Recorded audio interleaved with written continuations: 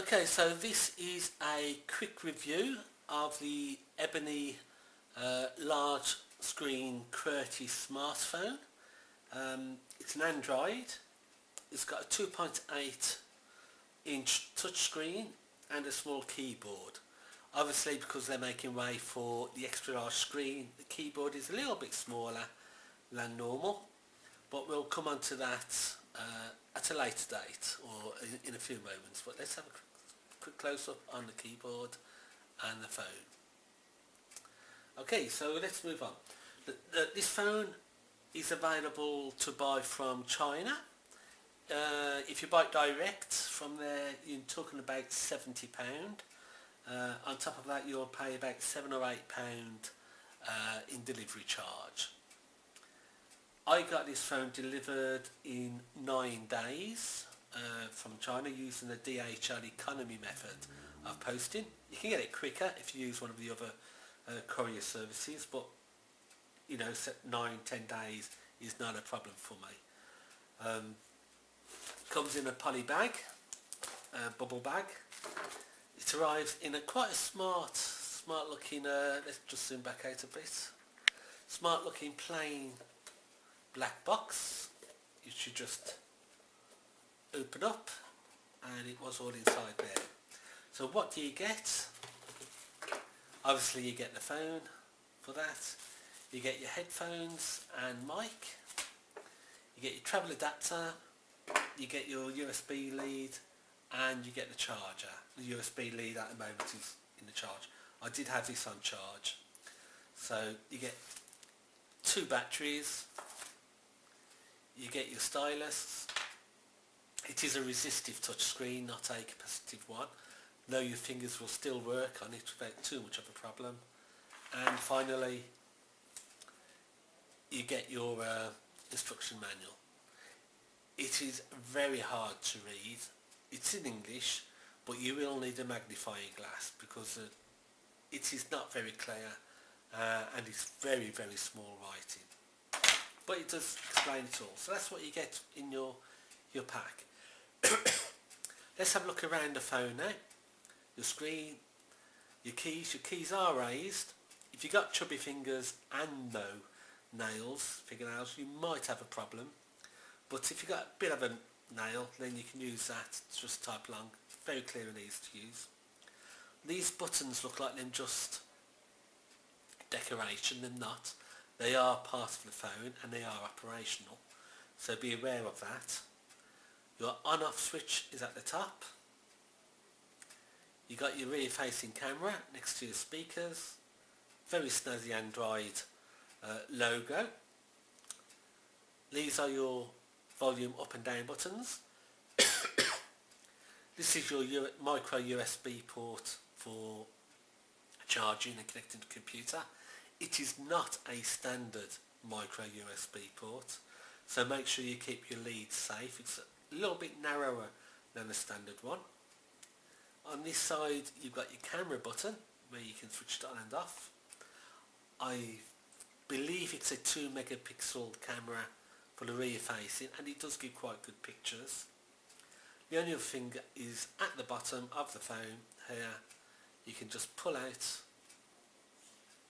your aerial for when you have the TV. Oops, there we go, and that's your TV aerial. I won't be able to test that because I live in the mountains and we don't have a very good analog signal, so I can't do a test on that to say how good the signal is or whether it works or not. So let's move on to switching on. You just switch on. Little Android man pops up once you switch on. It takes about 20 to 30 seconds for the phone to load up. It does take 2 SIM cards in the back. You also need to put an SD card in the back if you want to store anything or play music or movies or anything on it. Fairly straightforward to do. And there we go, we're just loading up now with the Android logo. This is not going to be speeded up at all. I'm not going to be cutting and pasting text. What you see will be the actual speed. It's GSM phone, so it's 2G. It'll work with any network apart from 3G. Free Mobile, which is of course a 3G network. So we'll see how that goes. Okay, so there you go, the phone's loaded up. Let's see if we can zoom in a little bit more. And this is your sound control here on this side. To switch the sound on and off, just drag it over, sound is off, drag it back over and sound is on. At the moment the screen is locked, so to unlock the screen, finger on and just drag across your unlock button. And then your control panel comes up. Obviously there's no major things on there at the moment because it's a new phone. You've got the date and time which will do automatically once it logs in. Let's see if I can see. You got your phone switch there, so just turn it on and you get to choose which SIM you want around the top. I've only got the one SIM in at the moment. This button here is back to screen or back to next place. You then have messaging, new message, then type whoever you want to send it to and type to compose. You can either use the screen here or you can obviously use your keyboard. The one thing I'm missing on this, which I had on my old phone, is handwriting. I might be able to find an app for that, who knows. We'll have a look for it. So discard, okay, so to go home, press the home button at the bottom. That takes you to the most recent before going back home. GPS, now the manufacturing specs don't say we've got GPS, but there is an app on here that does pick up GPS. I haven't been able to test it because we are very overcast here today and I'm in the mountains, so it can be hard to get satellite signals anyway. My Route 66 sat-nav is not picking up a signal, so I can't test this, but it does look as though it does do GPS as well. So which ones are we looking at? We've got here, that centre button takes us to all of our apps.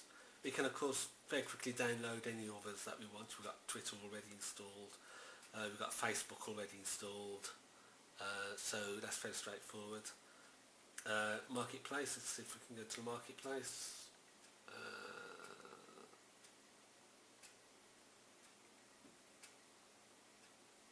There we go. There we go. We just log into our. Just tap on that for. I've already logged into Google, so I should go straight to the marketplace. Remember, this is 2G, not 3G, and I'm not using GPS, the Wi-Fi. It does have Wi-Fi, but this is the normal 2G network. So you can just click on anything that you want to download, and it'll automatically download and install for you. So let's go back home. Oops. And let's go back and have a look at some others. We've got Angry Birds. Let's load up Angry Birds for you.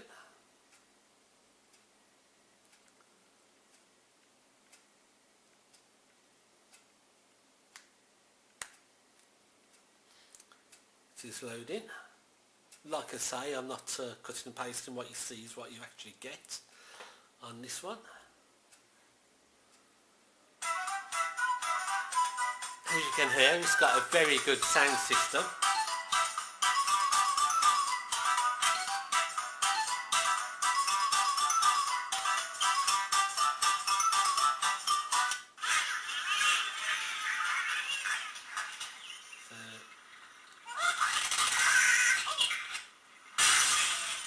There you go, that's Angry Birds preloaded, so you don't have to load it down.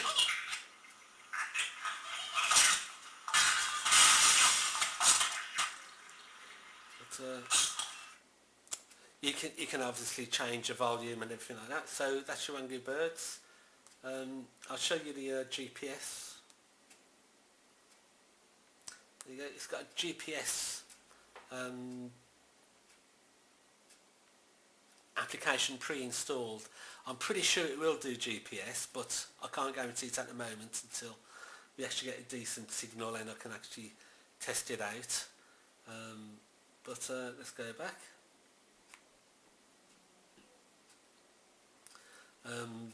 Let's have a quick look. We've got calendar. Because it's Android, when you press on the calendar button, if I can find it,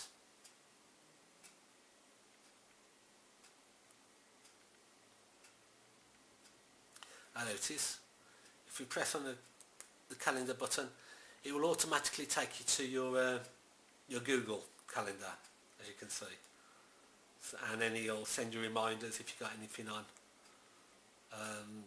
booked in. Fairly straightforward using your calendar app. Okay, so there's lots of games, lots of stuff on there, music centres, movies, got your YouTube, anything you want to do really. Like I say, the phone cost under £80 delivered. Excellent value for money. Let's just have a quick look at that centre on settings for your dual SIM settings, your wireless network settings, call settings, so you can pick up all your Bluetooth and stuff like that. Oops.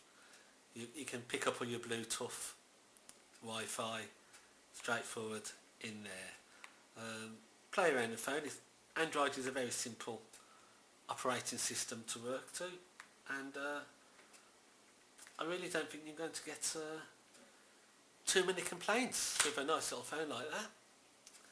It's not cheap plastic at the back, it's got a nice rubberised feel to it, and fairly straightforward to use. So have fun with it and order it.